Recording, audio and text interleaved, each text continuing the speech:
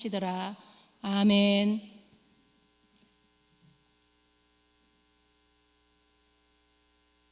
할렐루야. 네, 요즘 우리 시온 찬양대 찬양이 더 힘이 있어진 것 같지 않아요?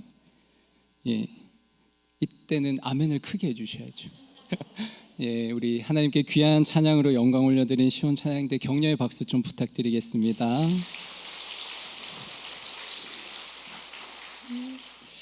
네, 여러분, 복음이라는 말을 우리가 많이 듣지 않습니까? 근데 복음이 무엇입니까? 여러분, 누군가 복음이 무엇이냐고 물어보신다면 뭐라고 말씀해 주실 것 같으세요?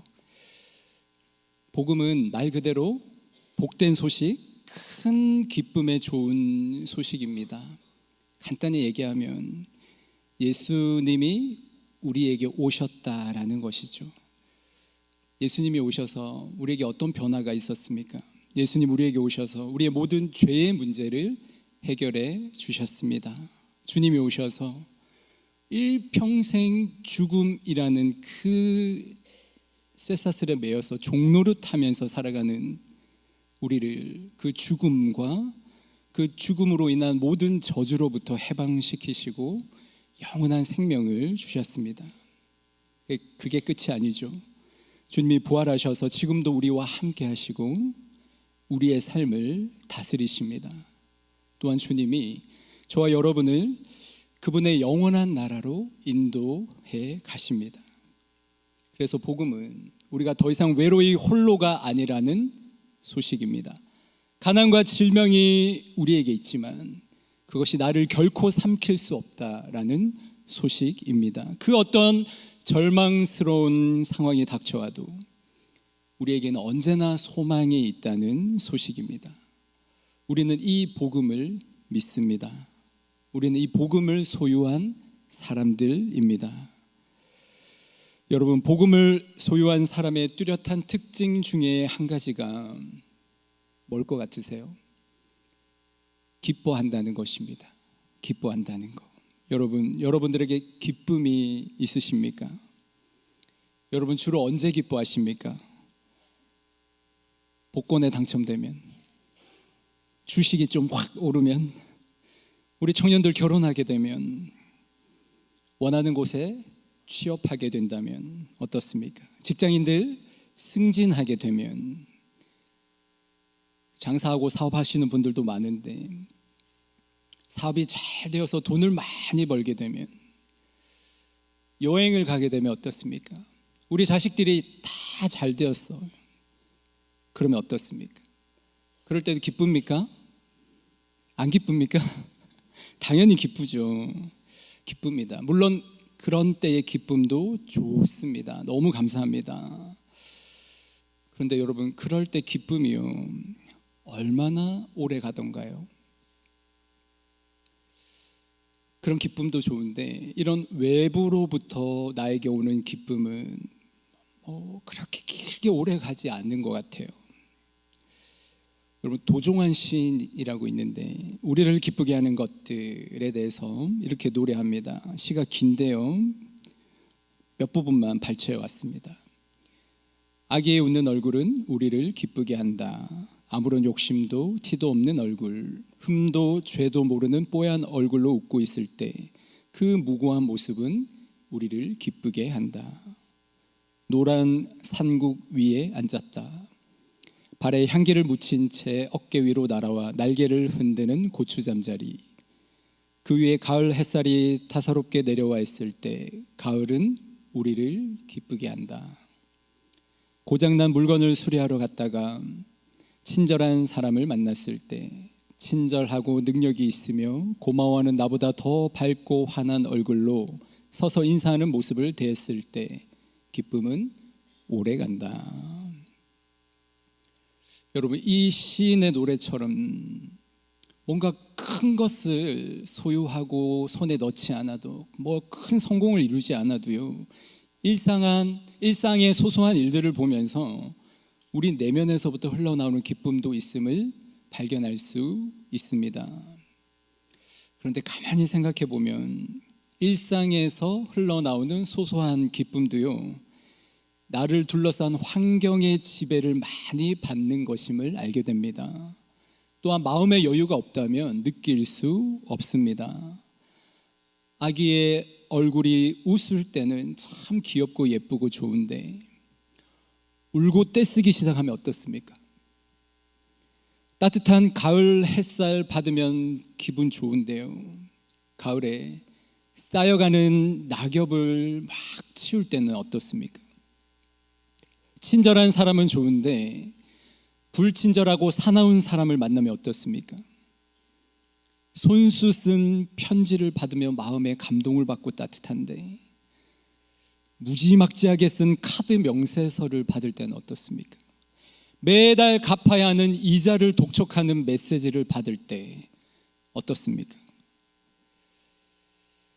여러분, 복음이 주는 기쁨, 뭔가 상황에 따라서 달라지는 그런 기쁨이 아니라 더 근원적인 기쁨입니다. 메마르지 않는 기쁨입니다. 오늘날 우리가 살아가는 이 현대 그리스도인들이 잃어버린 것 중에 한 가지가 바로 기뻐할 수 있는 능력입니다. 우리는 기쁨에 대해서 관심이 많고 기쁨이라는 감정을 원하지만 기뻐할 수 있는 능력은 점점 잃어버려 가고 있는 것 같습니다. 오늘날 우리가 기쁨을 회복해야 합니다.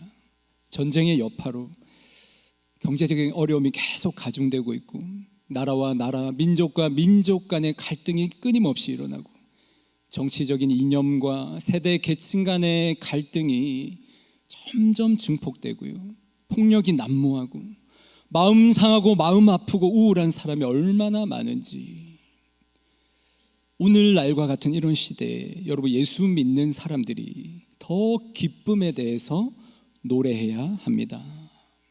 우리 안에 있는 기쁨이 회복되어야 누군가에게 기꺼이 먼저 다가갈 수 있는 용기가 생기는 겁니다. 고통당하는 누군가를 위로할 수 있는 따뜻한 마음이 생기는 거예요.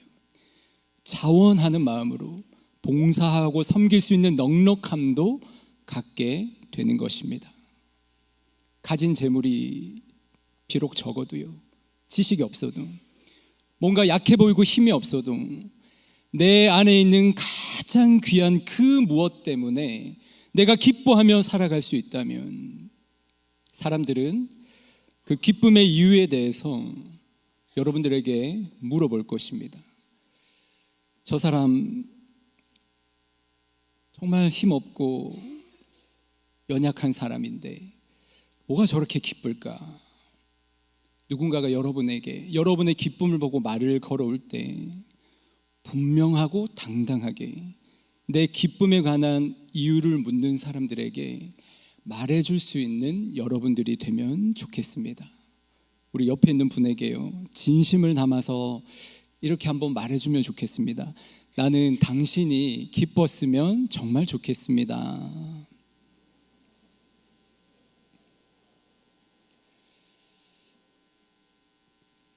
저는 대구제일교회 성도님들이 정말 기뻤으면 좋겠습니다.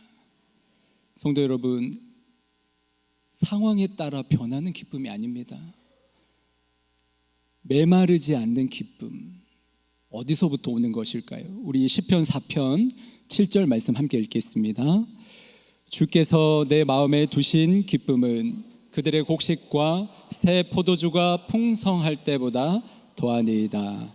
아멘. 여러분, 기쁨은 어떤 대상에 대한 반응에서 옵니다.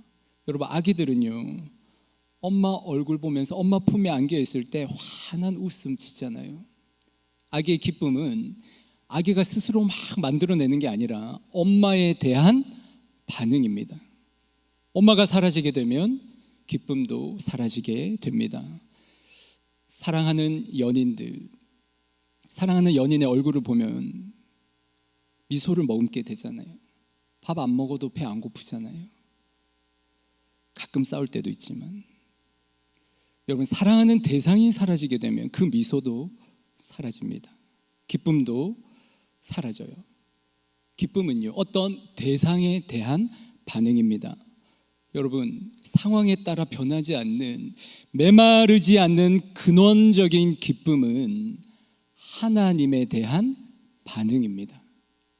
하나님으로 말미암아 하나님으로 인해 주어지는 기쁨인 것입니다. 시편 기자는요, 그것을 주께서 내 마음에 두신 기쁨이라고 표현했습니다. 주님으로 말미암는 기쁨, 그 특징이 있어요. 그게 무엇입니까? 내 통장에 돈이 많이 있고, 내가 거주할 내 집이 있고요, 이것저것 여유 있게 살 만큼 풍족함이 있어서 오는 기쁨, 그것보다도 크다는 것입니다. 여러분, 이해가 되세요? 돈이 많아야 기쁘지, 좋은 집에 살아야 기쁘지, 자식이 잘 돼야 기쁘지. 우리는 그런 기쁨밖에 모르잖아요. 근데 성경은 그런 기쁨을 말하지 않고 메마르지 않는 근원적인 기쁨이 하나님으로부터 온다라고 가르쳐줘요. 주께서 내 마음에 두신 기쁨은 그들의 곡식과 새 포도주가 풍성할 때보다 더하니이다. 영국의 기독교 변증가 C.S. 루이스라는 분이 계신데요, 이분이 굉장히 책을 많이 쓰셨는데 여러 책에서 기쁨에 관한 담론을 펼쳐가십니다. 기쁨을 여러 가지 단어로 표현하고 있는데 그가 가장 먼저 기쁨을 표현한 단어가 있습니다. 바로 joy라는 단어입니다. 여러분, joy는요, 우리가 일반적으로 알고 있는 그런 단순한 기쁨이 아닙니다. 굉장히 독특하게 표현했어요. C.S. 루이스가 표현하기로 달면서도 동시에 쓴 감정이라고 표현했습니다. 이게 무슨 말입니까? 예를 들어 볼게요. 딸 아이를 먼저 떠나보낸 어머니가 있습니다. 딸 아이를 떠나보냈으니까 얼마나 마음이 아팠을까요? 어느 날 문득 이 자신의 딸 아이와 너무 닮은 아이를 만난 것입니다. 이게 순간 너무나 벅차고 기쁜 감정이 올라왔어요. 그러나 이윽고 자신의 딸 아이가 없다는 자각, 동시에 그 아이를 다시 만날 수 없는 너무나 먼 곳에 있다는 생각에 다시 공허함이 찾아온 것입니다. 여러분, 사람 안에는 이런 두 가지가 함께 공허함으로 존재한다는 거예요. 독일 낭만주의 철학에서는 이와 비슷한 경험을요, 젠주흐트라는 단어를 써서 표현합니다. 젠주흐트. 내가 너무나 원하는 대상과 멀리 떨어져 있다는 자각에서 오는 진한 향수입니다. 애틋한 갈망이고 동경입니다. 내 안에 지독한 공허함이 있다라는 또 다른 표현이기도 하죠. 모든 인간 안에는요, 인간의 힘으로 해결할 수 없는 갈망과 동경이 새겨져 있다라고 철학자들, 심리학자들이 말하고 있습니다. 대표적으로 정신분석학자 프로이트는요, 이 젠주투에 대해서 이렇게 설명해요. 그것은 인간의 힘으로 치료할 수 없고 이성으로 설명될 수 없는 것이며 세상의 것으로 채워지지 않는 이상하고 신비한 병이다라고 하였습니다. 여러분 안에도 이 갈망과 동경이 있습니다. 모든 인간 안에 이 갈망과 동경이 있습니다. 여러분, 이게 무엇일까요? 모든 인간 안에 있는 이 공허함과 동경, 하나님이 인간의 마음속에 그분과 영원히 함께 있고 싶어하는 욕망을 심어 놓았기 때문에 발생한 것입니다. 우리 안에는 하나님과 영원히 함께 하고 싶어하는 마음을 하나님께서 심어주셨습니다. 여러분이 인식하든 하지 못하든 그 마음이 여러분 깊숙한 곳에 있다는 거예요. 그렇기 때문에 사람이 전력을 다해서 성공하고 재산을 얻고 명예를 얻어도요, 그 동경을 충족시켜 줄 수는 없는 거예요. 오직 누구만이 충족시켜 줄 수 있습니까? 하나님이 내 영혼의 빈 그 방에 찾아오시기 전까지는 어떠한 성취와 부와 명예도 결코 우리를 만족시킬 수 없습니다. 그래서 어거스틴은요, 그의 고백록에서 하나님을 향해서 이렇게 고백하고 있죠. 우리 함께 읽어볼까요? 나의 하나님, 당신을 위해 우리를 내셨으니 당신 안에서 쉬기까지 우리의 마음은 불안하니이다.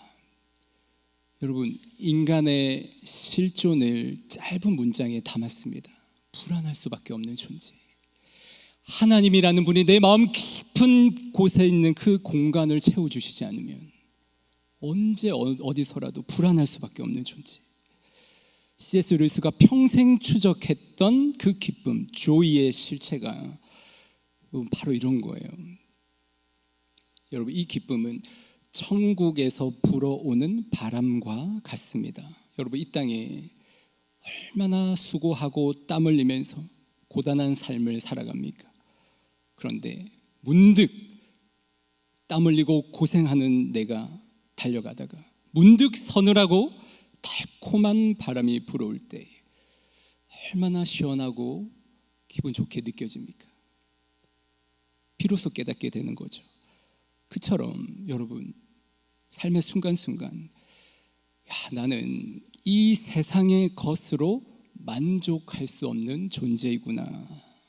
나는 영원한 하나님 나라에 속해 있는 사람이구나. 이 기쁨은요, 내가 무언가를 소유해서 생기는 기분 전환이 아니에요.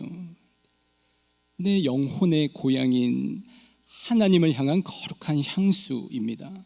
그분이 실제로 존재한다는 증거입니다. 그래서 이 기쁨을 아는 사람은 인생의 모든 것이 날아가 버린 절망적인 상황 속에서도요, 다시 일어설 수 있는 것입니다. 구약 성경의 하박국 선지자가 그 기쁨을 아는 사람이었습니다. 그는 이렇게 노래합니다. 우리 하박국 3장 17절 18절 말씀 다 함께 읽겠습니다.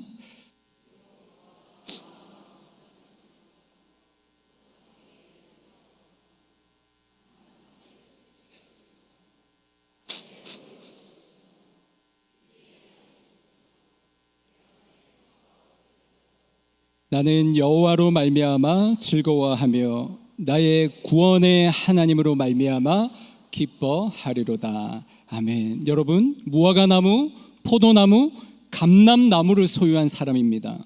밭도 가지고 있어요. 양을 키우는 우리가 있고요, 소를 키우는 외양간도 있습니다. 여러분, 꽤 많이 가진 사람 아닙니까? 많은 걸 가지고 누리며 살던 사람이 지금은 어때요? 나무에 열매와 소출이 없습니다. 밭에 먹을 게 없다고 해요. 우리의 양도요, 외양간에 있던 소도 없습니다. 다 날아가 버렸습니다. 내 인생 남은 게 없어요. 슬퍼하기에 충분한 조건이잖아요. 그런데 다 없어져도 뭐가 남아있다고 하고 있어요? 다 없어져도 누가 남아있다고 하고 있습니까? 하나님이 남아 계신 거예요. 나의 구원의 하나님으로 말미암아 내가 즐거워하고 기뻐하리로다. 아멘. 현대인들은 진리를 추구합니다. 오늘날 우리 사회는요, 실용주의가 굉장히 극대화되어 있습니다. 우리는 그런 삶을 살아갑니다. 나에게 유익하고 나에게 뭔가 이익이 되는 것들에만 관심을 가지고 그것을 추구해 갑니다. 여러분, 이게 영향을 미친다는 거예요. 그것 자체가 나쁘다는 게 아니라 사람과의 관계를 보십시오. 나에게 유익을 주는 관계만 의미 있게 생각하고 유익이 없으면요, 외면해 버립니다. 점점 그렇게 살다 보니까 여러분, 사람 자체가 목적이 되어야 되는데 사람이 내 유익을 위한 수단이 되어버리는 거예요. 여러분, 이게 신앙에도 영향을 미칩니다. 하나님이 목적이 되는 게 신앙인데 하나님이 목적이 아니라 하나님이 주시는 것에만, 하나님 손에 들려있는 것에만 관심을 기울이는 거예요. 하나님이 나에게 뭔가 주시는 게 있으면 기쁘고 그게 없으면 기쁨도 쉬 사라져 버리는 겁니다. 여러분, 우리의 신앙이 하나님 그분보다 하나님 주시는 것들에만 집중할 때 하나님을 경외하는 마음, 하나님을 향한 믿음과 사랑이 점점 희미해지는 겁니다. 당연한 거죠. 그래서 우리의 신앙이 거듭거듭 점검해야 할 게, 내 믿음과 내 신앙이 하나님 그분께 집중되어 있는가? 나는 하나님으로 말미암아 기뻐할 수 있는 사람인가? 여러분, 하나님께 집중할 때 오는 게 분명히 있지 않습니까? 하나님께로부터 오는 능력과 생명과 평안이 있습니다. 그분에게서부터 오는 따스한 온기가 있고요, 메마르지 않는 기쁨이 있습니다. 하나님께 집중할 때, 그분과 사귀며 교제할 때 하늘나라에 속한 혜택을 우리는 향유하며 살 수 있는 것입니다. 여러분, 이러한 기쁨은요, 하나님의 나라와 깊은 관련이 있습니다. 오늘 우리 본문 말씀, 예수님께서 전한 복음의 메시지 다시 한번 들어보십시오. 마가복음 1장 15절 상반절, 때가 찼고 하나님의 나라가 가까이 왔다. 아멘. 예수님이 복음서에 전한 복음의 핵심이 뭐냐면 하나님의 나라입니다. 다른 말로는 천국이죠. 천국은 단순히 우리가 죽어서 가는 어떤 장소만을 의미하지 않습니다. 그것도 천국이지만 천국에는 더 크고 풍성한 의미가 있습니다. 천국은요, 하나님의 통치, 하나님의 다스림입니다. 지금 이 순간에도, 여러분이 살아가는 현실 세계에도 하나님의 통치와 다스림이 있기 때문에 천국이 임하고 있는 것입니다. 하나님이 인간을 창조하시기 훨씬 이전부터요, 우리를 위해서 계획하시고 준비하시고 마침내 이루어내신, 그리고 다가올 미래에 궁극적으로 완성하실 하나님의 나라, 예수 그리스도가 이 땅에 오신 이후에 천국은 미래에 있는 어떤 시간에 머물러 있지 않고 현재 속으로 들어왔습니다. 그래서 구원받은 사람들에게 천국은 단순히 미래에 있는 영역이 아니라 오늘 현실 가운데 누리게 되는, 맛보게 되는 영역이 된 거예요. 그래서 이런 말이 있죠. 우리 함께 읽어볼까요? 미래의 천국을 누리게 되는 자들에게는 이 땅의 삶 자체도 천국이 된다. 무슨 말입니까, 여러분? 예수 믿고 하나님 나라를 얻은 사람에게는 천국의 현실이 소급하여서 오늘 이 자리에 역사하기 때문에 이 현실 세상 한가운데 살아가면서도 천국을 맛보며 누리며 살아갈 수 있다는 말입니다. 1998년 6월 25일 6.25 전쟁 48주년 기념일에 제가 논성훈련소 입소했습니다. 6.25 날 입소를 했는데 기분이 묘하더라고요. 가족들과 헤어지고 훈련소 영내로 들어서자마자 아직 해가 중천에 떠 있고 취침 시간은 한참 멀었는데 조교들이요, 취침을 시키더라고요. 앞으로 취침해라, 뒤로 취침해라. 무슨 말인지 이해 가시죠? 야, 이제 드디어 시작이구나. 막막하고 고된 군생활 드디어 내 앞에 펼쳐져 있구나. 여러분, 국방부 시계는 거꾸로 돌아간다라는 말이 있지만 또 시간이 금방 지나가요. 이제 제대를 얼마 남겨두지 않은 어느 날 아침에 땀을 뻘뻘 흘리면서 아침 구보를 막 하는데요, 몸이 너무 가벼운 거예요. 날아갈 것 같은 거예요. 고된 훈련을 해도요, 힘든 작업을 막 하는데 삽질을 하면서 제가 콧노래를 부르고 있는 거예요. 여러분, 삽질이 안 힘든 게 아니라 곧 가족의 품으로 돌아간다는 확정된 미래가 오늘의 고단함을 이기게 만든 것이죠. 여러분, 이걸 좀 확대해 보십시오. 우리 인생의 고난이 아무리 무거워도요, 영원한 안식과 영광스러운 하나님의 나라가 확정되어 있음을 아는 사람들은요, 이 천국의 현실을 소급하여서 오늘 내 삶에 누릴 수 있게 되는 거예요. 그렇기 때문에 고난도 영광으로 바뀌게 됩니다. 사도 바울이 이것을 잘 알고 경험한 사람이에요. 그의 고백을 한번 들어보십시오. 로마서 8장 18절 말씀, 생각하건대 현재의 고난은 장차 우리에게 나타날 영광과 비교할 수 없도다. 아멘. 지금 현재 내 모습이 때론 비참하고 보잘것없고 내 삶 힘겹지만 감당하기 버거운 어려움이 여전히 있지만 장차 우리가 만날 또 다른 현실인 그 천국의 영광과는 감히 비교될 수 없다라는 거예요. 그 천국의 영광 안에서 이 현실을 바라보니 비교가 안 되는 겁니다. 게임이 안 되는 겁니다. 여러분, 우리가 기억해야 할 건 하나님이 통치하시는 영원한 하나님의 나라가 우리 앞에 기다리고 있고, 그것뿐만 아니라 지금도 하나님이 내 삶을 통치하고 다스리신다. 바로 이것이 바울이 고난을 이길 수 있는 힘과 능력이 되었고요, 고난 가운데 있지만 오히려 기뻐할 수 있는 능력이 된 줄 믿습니다. 여러분, 그래서 우리는 이렇게 찬송하잖아요. 영생을 맛보며 주 안에 살리라. 찬송하시죠? 같이 한번 해볼까요? 영생을 맛보며. 시작. 영생을 맛보며 주 안에 살리. 여러분, 제가 하는 말이 아니라 수많은 믿음의 선배들이 이걸 경험하고 살았어요.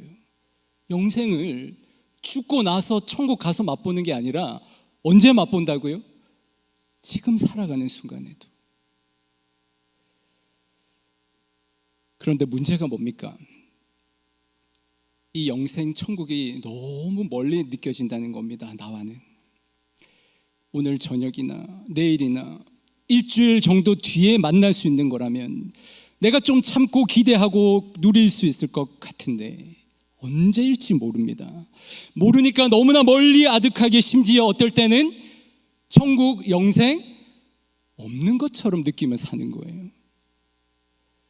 그래서 내 눈에 드러나 보이는 이 현실만, 눈에 보이는 것만 진짜 현실인 것처럼, 눈에 보이지 않는 천국의 현실은 꿈이나 상상 속에 그냥 성경 안에만 존재하는 이야기처럼 느끼며 사는 거죠. 바로 이게 우리가 처한 문제입니다.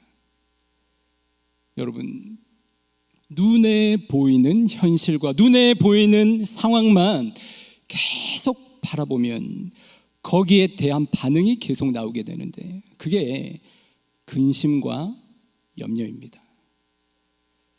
성도들의 기쁨을 방해하는 가장 중요한 적이 바로 근심과 염려예요. 여러분, 과거를 염려하진 않잖아요. 과거를 후회는 하지만 우리는 모두가 아직 다가오지 않은 미래를 염려합니다. 미래 때문에 근심하고 두려워하죠. 내가 이 사역 잘 될까? 나 취업할 수 있을까? 결혼을 할 수 있을까? 이 병이 과연 나을까? 퇴직하면 나는 뭐 해먹고 살지? 내 노후는 어떻게 될까? 우리 자녀들 사람 구실하면서 잘 살 수 있을까?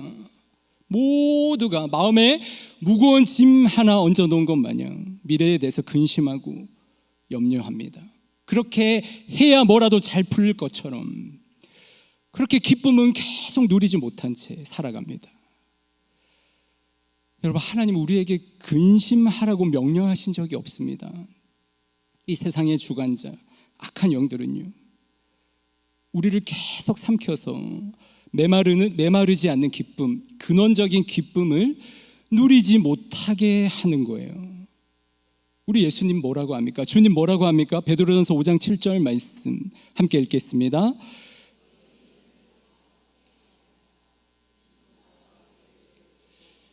아멘. 근심 염려는 다 주께 맡기라고 합니다. 여러분, 신앙생활에서 중요한 게 바로 잘 맡기는 것입니다. 여러분, 내가 할 수 있는 능력이 없잖아요.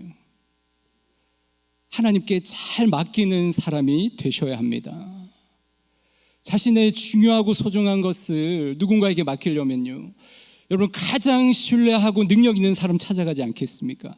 하나님이야말로 우리가 가장 신뢰할 만한 좋은 분이신 줄 믿습니다. 하나님은 우리 성도들이 현실에 최선을 다해 충실하되 다가올 미래에 대해서는요, 내가 어떻게 할 수 있는 능력이 없기 때문에 충실하되 미래에 대한 건 하나님께 맡기라고 하십니다. 우리가 읽은 시편 4편의 제목이 저녁에 드리는 기도입니다. 저녁에 드리는 기도. 이 시편을 쓴 사람은요, 고된 하루를 마무리하면서 다음날 하루를 주님께 기도로 맡기고 있습니다. 어쩌면 그날 해야 할 일을요 다 끝내지 못했을 수도 있습니다. 하루 종일 일했는데 수확량이 터무니없이 적어서요 우리 식구 다 먹고 살기에 부족했을 수도 있습니다. 일할 사람도 부족한데 몸까지 아파서 어떻게 저 많은 일 내가 감당할 수 있을까 막막했을 수도 있습니다. 그럼에도 불구하고 그날의 하루를 마무리하면서 그는 주님께 모든 것을 기도로 내어 맡깁니다. 그러는 가운데 그동안 잊어버리고 있었던 자신 안에 있는 가장 귀한 것을 또다시 새롭게 발견합니다. 하나님이 내 마음에 두신 기쁨 말입니다. 내가 하나님께 속한 자, 하나님의 사랑받는 자, 그 하나님이 나를 돌보시고 먹이시고 입히시는 분이심을 다시 한번 신뢰하는 겁니다. 그리고 그에게는 저 아름답고 영원한 천국이 기다리고 있음을 보게 됩니다. 그날 저녁 그가 드리는 기도의 끝자락에 마음을 다해서 이렇게 고백합니다. 여러분도 마음을 다해서 한번 고백해 보시겠습니까? 시작.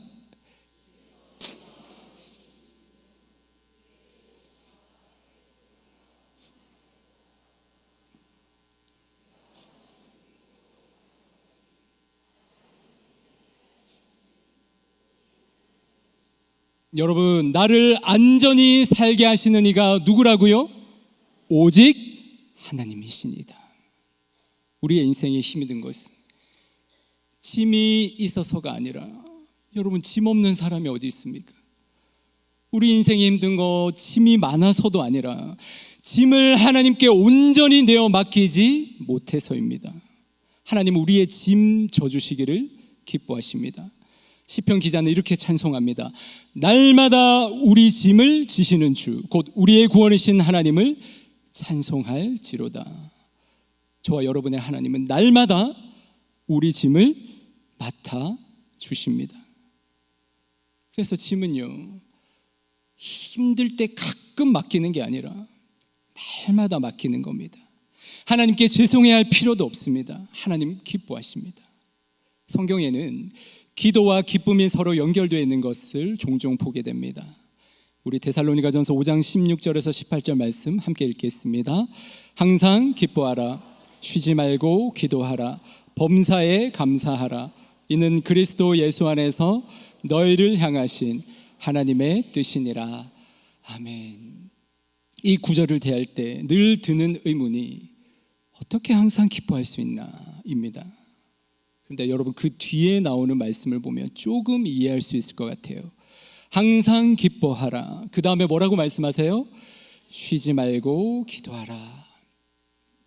날마다 내 인생의 무거운 짐, 그것 때문에 근심에 눌려서 기쁨 못 누리고 살지 말고요, 날마다 맡기고 주님 주신 기쁨 누리며 살라는 말씀이에요. 빌립보서 4장 4절 말씀 우리 함께 읽겠습니다. 주 안에서 기뻐하라. 내가 다시 말하노니 기뻐하라. 아멘. 여러분, 말이 안 됩니다. 지금 이 글을 쓴 사도 바울은 감옥에 갇혀 있는 상태예요. 감옥 안에 있는 사람이 감옥 밖에 있는 사람한테 기뻐하라라고 심지어 명령하고 있어요. 그냥 무책임하게 기뻐해라고 명령한 게 아니라, 여러분, 이렇게 끝내지 않고 이 뒤에 나오는 말씀이 있어요. 마치 어떻게 기뻐할 수 있는지 가르쳐 주는 것 같아요. 우리 빌립보서 4장 6절 7절 말씀 함께 읽겠습니다. 아무것도 염려하지 말고 오직 모든 일에 기도와 간구로 너희 구할 것을 감사함으로 하나님께 아뢰라. 그리하면 모든 지각에 뛰어난 하나님의 평강이 그리스도 예수 안에서 너희 마음과 생각을 지키시리라. 아멘. 여러분, 근심과 염려, 여러분 마음과 생각으로 하잖아요. 마음과 생각이 꼬리에 꼬리를 물고요, 계속 근심, 염려, 굴을 파고 들어가죠. 근데 그 마음과 생각을 누가 지켜주셔야 됩니까? 하나님이 지켜주셔야 되는 거예요. 예수님도 말씀하셨어요. 요한복음 16장 24절 말씀 제가 읽어드리겠습니다. 지금까지는 너희가 내 이름으로 아무것도 구하지 아니하였으나 구하라 그리하면 받으리니 너희 기쁨이 충만하리라. 여러분, 예수님이 네가 구한 그대로 내가 줄게 라고 하지 않았습니다. 구하면 받으리니 했는데 무엇을 받을지는 몰라요. 그러나 중요한 게 무엇입니까? 너희 기쁨이 충만하리라. 기도와 기쁨은 긴밀히 연결되어 있습니다. 성도 여러분, 모든 근심, 염려는 주님께 맡겨드리고 우리 주님이 우리에게 주시기 원하시는 그 기쁨과 평안을 누릴 수 있게 되기를 축복합니다. 내면 세계의 질서와 영적 성장이라는 책이 있습니다. 그 책에 브리슈엘의 단일 추기경이 한 말을 굉장히 인상적으로 읽은 기억이 납니다. 잠시 소개할게요. 나는 기나긴 하루를 보내고 돌아오면 예배당에 가서 기도한다. 하나님, 오늘 할 일을 이제 마쳤습니다. 주님, 심각한 질문이 하나 있습니다. 이 교구가 저의 것입니까? 당신의 것입니까? 하고 주님께 묻는다. 그러면 너는 어떻게 생각하느냐 하고 주님이 말씀하신다. 당신의 것이라고 생각합니다 라고 나는 대답한다. 그래, 맞다, 내 것이다 하고 주님이 말씀하신다. 그러면 나는 주님, 이제 이 교구를 책임지고 지도하는 일은 당신 차례입니다. 저는 잠자리에 들렵니다 하고 말한다. 여러분, 우리가 평안히 눕고 잠자리에 들 수 있는 이유는 내가 아무것도 하지 않는 그 시간에도 우리 주님이 주님의 뜻대로 주님의 일을 하고 계시기 때문입니다. 우리는 그것을 신뢰합니다. 사랑하는 성도 여러분, 그리스도인은 모든 근심과 염려는 주님께 기도로 맡깁니다. 그리스도인들은 하나님께서 이미 우리 마음에 두신 그 기쁨의 근원을 새롭게 발견함으로 주님 안에서 기뻐할 수 있는 사람들입니다. 오늘날 세상 사람들이 교회를 보면서요, 예수 믿는 사람들을 보면서요, 이러한 모습을 찾고 있는 거예요. 뭔가 힘이 있고 가진 것이 풍성해서 뭔가 봐줄만 해서 그래서 내가 기쁘고 당당한 것이 아니라 내 안에 계신 주님 때문에 기뻐하고 만족하고 당당할 수 있는 사람, 천국의 현실을 이 땅 가운데서도 경험하고 맛보며 기뻐할 수 있는 사람, 저와 여러분이 그런 사람 되시기를 주님의 이름으로 축복합니다. 기도하겠습니다. 주님, 세상이 줄 수 없는 하나님으로부터 오는 마르지 않는 기쁨, 근원적인 기쁨 이미 우리에게 주신 줄 믿습니다. 인생의 어려움과 근심과 염려는 주님께 다 맡기고 주님께 집중하며 주님과 교제할 때 우리는 참된 기쁨을 새롭게 발견하며 또 경험하며 살아가는 우리 모든 성도들의 삶이 될 수 있도록 은혜 더하여 주시옵소서. 예수님의 이름으로